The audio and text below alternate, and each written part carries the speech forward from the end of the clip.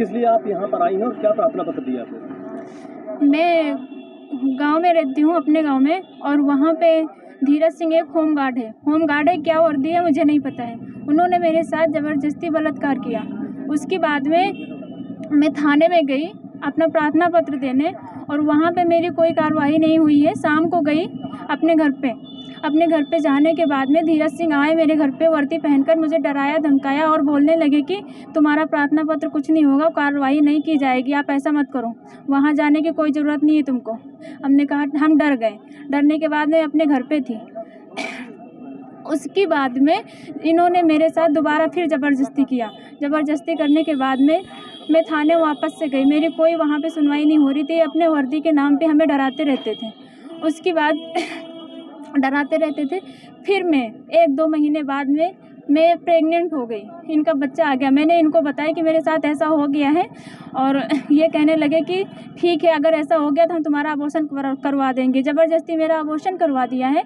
Abortion करवाने के बाद में कहने लगे हम तुमसे शादी कर लेंगे। उसके बाद में ये मेरे साथ ज़बरदस्ती करते गए। और कहाँ कराया था आपका? श्री फ्रैक्चर हॉस्पिटल में, कब्बा खेड़ा। मुझे उन्होंने ही दिया था, मुझे कुछ नहीं पता था। मैं बेहोश वहाँ पे गई थी। ये कब्बा खेड़ा उन्नाव में, श्री फ्रैक्चर हॉस्पिटल कब्बा खेड़ा उन्नाव। मेरा अल्ट्रासाउंड एकता हॉस्पिटल में हुआ था 8/9/2021 को। कितनी बार आपका अबॉर्शन हुआ? मेरा अबॉर्शन एक ही बार हुआ है। और मुझे जब अबॉर्शन करवाया तो उसमें कुछ मुझे दवा घुला के उसमें पिलाया। मुझे बोला कि ये शरबत है, इसमें पी लो, तो मुझे पता नहीं चला, नहीं तो मैं पीती नहीं। मैं बोल रही थी कि मैं नहीं पीऊँगी। जब मुझे पता चल गया कि मेरे पेट में बच्चा है, उसके बाद में इन्होंने मुझे डराया धमकाया। जाके श्री फ्रैक्चर हॉस्पिटल में एकता उन्नाव में एकता है, उसमें अल्ट्रासाउंड करवाया। उसके बाद में श्री फ्रैक्चर हॉस्पिटल में जाकर मेरा अबॉर्शन करवा दिया। अबॉर्शन करवाने के बाद घर लेकर आया। फिर मुझे ऐसे रहते रहते बहुत आपने थाने में तहरीर दी, मुकदमा दर्ज हुआ? हाँ जी, हुआ है। यहाँ पहले नहीं हो रहा था। हम थाने में 2-3 बार गए, वहाँ पे हमें डराया धमकाया जा रहा था। मेरी कोई नहीं सुनवाई कर रहा था, ना ही एसओ साहब कर रहे थे। उसके बाद में मुझे वहाँ से समझौता करवा के भिजवा दिया गया। भिजवाने के बाद में वहाँ पे एसओ साहब ने समझाया, और एसओ साहब ने मेरा फ़ोन छीनकर मेरे सारे सबूत मिटाने की कोशिश नहीं किया, बल्कि मोबाइल के सारे सबूत मिटा दिया गया था। और मेरे पास कुछ फाइल और कुछ रिकॉर्डिंग, कुछ वीडियो ऐसे हैं धीरज सिंह के साथ में। थाने में उस सिपाही के दबाव में काम कर रही पुलिस?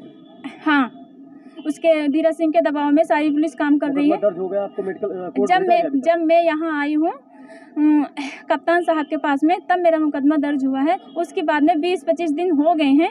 मुझे अभी ना मेरे बयान हुए हैं, ना ही कुछ हुआ है, और मुझे कोई कुछ कहने वाला कोई सबूत है नहीं। उसके बाद में मैं अगर घर से, हाँ, जब मेरा अबॉर्शन हुआ तो मुझे बंदी बना के रखा गया।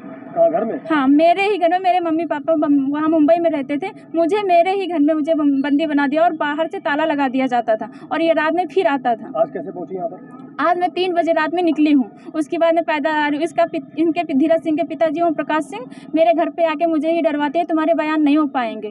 और मेरी डॉक्टरी हो गई है, बराबर मुझे धमकी मिल रही है फ़ोन पे कि तुम्हारे बयान नहीं हो पाएंगे और तुम्हारी जाँच सही नहीं निकलेगी।